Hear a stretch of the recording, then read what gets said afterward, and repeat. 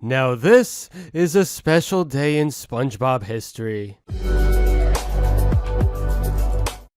SpongeBob SquarePants is one of my favorite cartoons of all time, at least in the first few seasons. What can I possibly say about the show that hasn't been said already? It was hilarious, clever with its writing, and brought happiness to all who watched. SpongeBob just felt refreshing to see because his primary goal in life was to be positive. This guy serves smiles everywhere, and that's thanks to his creator, Stephen Hillenburg. While the show now is in a post-Hillenburg era, going back to the beginning is essential if we want to truly appreciate Bikini Bottom and everything else here. For about 25 years, the entire SpongeBob pitch Bible was lost media. Hillenburg created this when pitching the show to Nickelodeon, basically summarizing all his ideas and why it should come to TV. There's a page or two here and there, but few people have ever laid eyes on the full thing, until now. This came out of nowhere, but it was uploaded by Kids TV/Animation Development and producer Brian Korn on Twitter. After clicking on the link, you're greeted by the cover of one of the biggest cartoons of all time.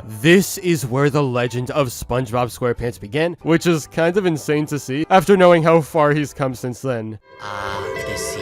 So fascinating. So wonderful. Here we see Bikini Bottom, teeming with life.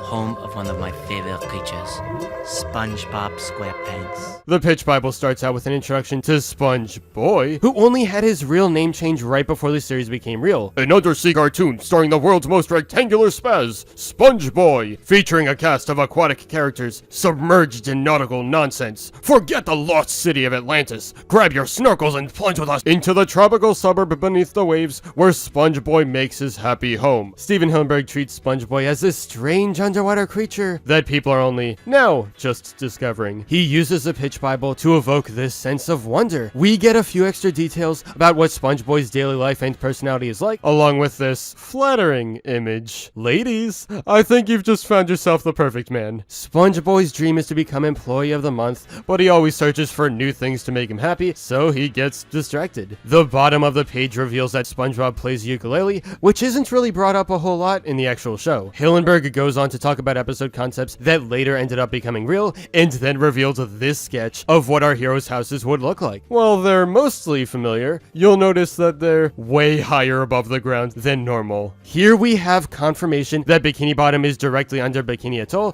which, yeah, is a real place. Here's an early map of the town with a lot you can already identify. The Chum bucket is nearly unrecognizable though. Bikini Bottom is like any other urban center, if you don't count the fact that it's populated by fishy creatures and other denizens of the deep. The Bikini Bottom citizens live more or less like we do. They commute, they wait in line at the movies, walk their pets, go on exotic vacations, and celebrate holidays. Of course, the Krusty Krab was a key part of SpongeBob's pitch Bible too. It was spelled a little differently, and had a drive-thru. Cool, but you get the idea. There it is. The finest eating establishment ever established for eating. The Krusty Krab. Home of the Krabby Patty, with a help wanted sign in the window. Taking a look at the interior, it's nearly identical to the final version. However, customers who sit down will treat themselves to a barnacle burger instead of a Krabby Patty. Not a bad alternate name, to be honest. Steve then dives into some of the secondary characters like Squidward and Patrick, who remain unchanged. Sandy is mostly what you expect, but with a few small changes like, oh, I don't know, a relationship with SpongeBob? Get up, drink 3 protein acorn shakes, run 20 laps within the perimeter of a pressurized dome, then dive into a rubber suit with helmet and oxygen, and leap out of an airlock. Sound like an astronaut? No! It's Sandy Cheeks the Surfer Squirrel, greeting the day. Sandy is a thrill-seeking action girl. She is constantly attempting some death-defying stunt, and having done just about everything imaginable above the ocean, she decided to attempt the ultimate challenge, live underneath it. She is Bikini Bottom's only resident rodent and the apple of Sponge Boy's eye. She's the only one who can provide a good reason for him not to go into the Krusty Krab on his day off. Sandy looks at him as a sort of stunt buddy and usually calls the shots when they go out. Sponge Boy finds himself agreeing to the most ridiculous and impossible physical challenges just to be next to her. Their dates are not the usual dinner and a movie fare. Standard attire includes a crash helmet and a parachute, and they most often end not with a kiss, but with both of them in traction. You're mincemeat. In your dreams.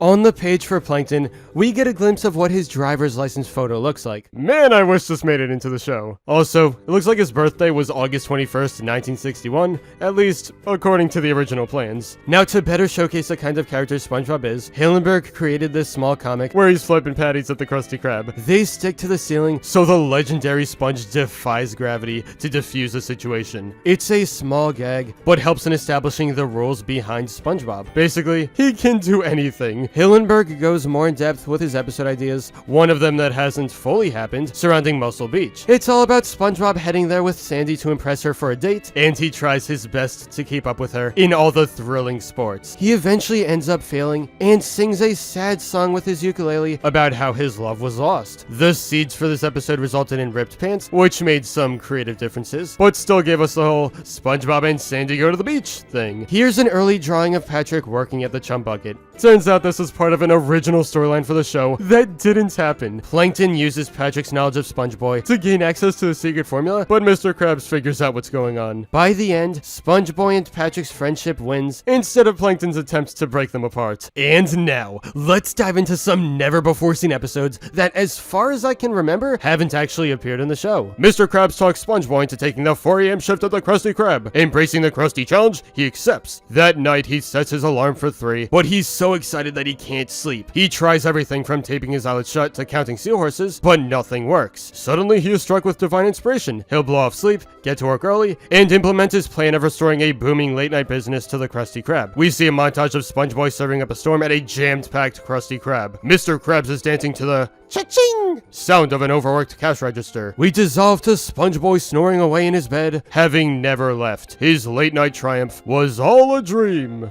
It's a rainy day in Bikini Bottom, and business is slow at the Krusty Krab. Mr. Krabs goes home, leaving SpongeBob and Squidward in charge, reminding them to restock the fridge with salty sodas and not to drink any. While Squidward is in the bathroom washing his hands, SpongeBob fills the fridge, but he can't help having a salty soda for himself. Being salty, one soda leads to another, and pretty soon, like a true sponge, SpongeBob becomes really bloated. Squidward returns, and to his amazement, SpongeBob is floating around to the restaurant, breaking off light fixtures and ripping down posters. Squidward finally ties his leg to the cash register just as Mr. Krabs is coming in with his daughter. He's taking her to lunch. Now Squidward and SpongeBob try to hide SpongeBob's buoyancy problem while serving up barnacle burgers. Hillenburg decides to end his pitch Bible with a short message about why SpongeBob deserves to become a TV show. He wants viewers to see this good-natured, big-hearted character who experiences a watery wonderland in his daily life where things never get old. There are a few more illustrations of what everything would look like, but that's it. From start to finish, SpongeBob's pitch Bible is a wild ride.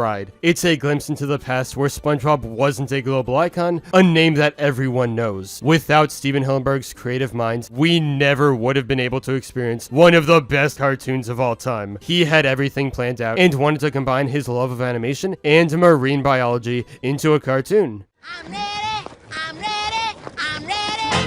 SpongeBob SquarePants!